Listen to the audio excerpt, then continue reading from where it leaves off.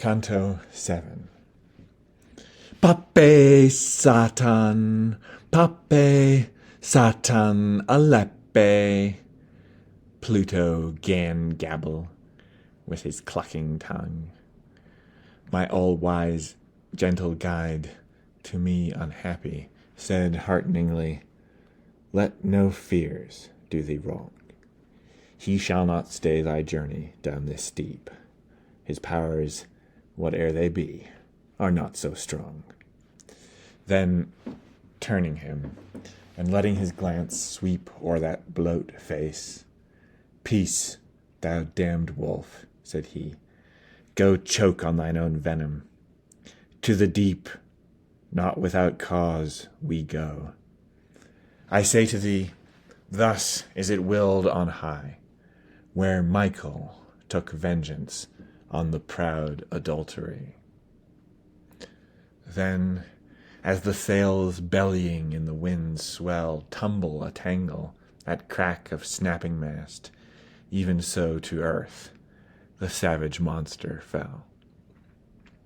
And we to the fourth circle downward passed, skirting a new stretch of the grim abyss, where all the ills of all the world are cast. God's justice.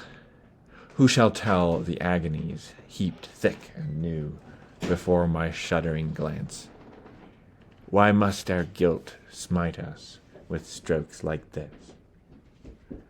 As waves against encountering waves advance above Charybdis, clashing with toppling crest, so must the folk here dance and counter-dance. More than elsewhere I saw them thronged and pressed this side and that, yelling with all their might and shoving each a great weight with his chest. They bump together, and where they bump, wheel right round and return, trundling their loads again, shouting, "Why chuck away? Why grab so tight?" Then round the dismal ring they pant and strain, back on both sides to where they first began, still as they go, bawling their rude refrain. And when they meet, then each retreads his span, half round the ring to joust in the other list. I felt quite shocked, and like a stricken man. "Pray tell me, sir," said I, "all this, what is it? Who are these people? On our left I find numberless tonsured heads. Was each a priest?" "In life," said he, "these were so squint of mind, as in the handling of their wealth to use no moderation, none, in either kind. That's plain from their shrill yelpings of abuse at the ring's turn, where opposite degrees of crime divide them into rival crews.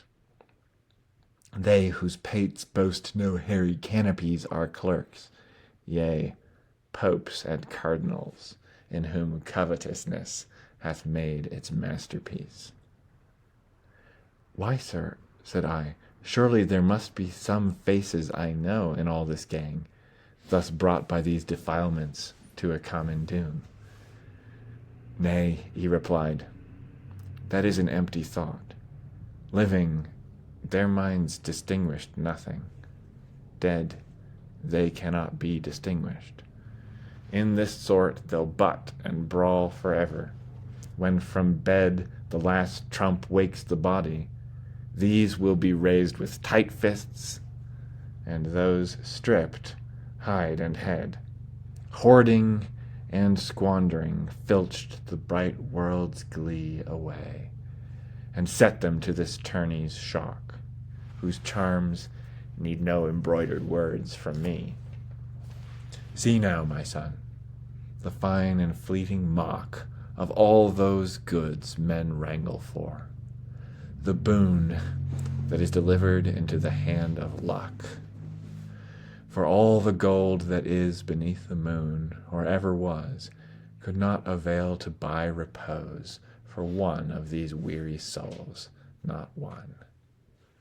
"Master, I would hear more of this," said I. What is this luck, whose talons take in hand all life's good things that go so pleasantly? Then he, ah, witless world, behold the grand folly of ignorance. Make thine ear attendant now on my judgment of her, and understand. He whose high wisdom's over all transcendent stretched forth the heavens, and guiding spirits supplied, so that each part to each part shines resplendent, spreading the light equal on every side. Likewise for earthly splendors he saw fit to ordain a general minister and guide, by whom vain wealth, as time grew for it, from race to race, from blood to blood, should pass, far beyond hindrance of all human wit. Wherefore some nations minish, some amass great power, obedient to her subtle codes, which are hidden, like the snake beneath the grass. For her your science finds no measuring rods. She in her realm provides, maintains, makes laws and judges, as do in theirs the other gods. Her permutations never know truce nor pause. Necessity lends her speed. So swift in fame men come and go, and cause succeeds to cause. Lo, this is she that hath so cursed a name, even from those that should give praise to her. Luck, whom men senselessly revile and blame. But she is blissful, and she does not hear. She, with the other primal creatures, gay, tastes her own blessedness, and turns her sphere. Come, to more piteous woes we must away. All stars that rose when I set out now sink, and the high powers permit us no long stay. So to the further edge we crossed the rink, hard by a bubbling spring, which rising there cuts its own cleft and pours on down the brink. Darker than any purse its waters were, and keeping company with the ripples dim, we made our way down by that eerie stair. A marsh there is called Styx, which the sad stream forms when it finds the end of its descent under the grey, malignant rock-foot grim. And I, staring about with eyes intent, saw mud-stained figures in the mire beneath, naked, with looks of savage discontent, at fisticuffs, not with fists alone, but with their heads and heels, and with their bodies too, tearing each other piecemeal with their teeth. Son, the kind master said, here mayst thou view the souls of those who yielded them to wrath. Further, I'd have thee know and hold for true that others lie plunged deep in this vile broth, whose sighs, see there, wherever one may look, come bubbling up to the top and make it froth. Bogged there, they say, sullen were we took no joy of the pleasant air, no joy of the good sun. Our hearts smoldered with a sulky smoke. Sullen, we lie here now in the black mud.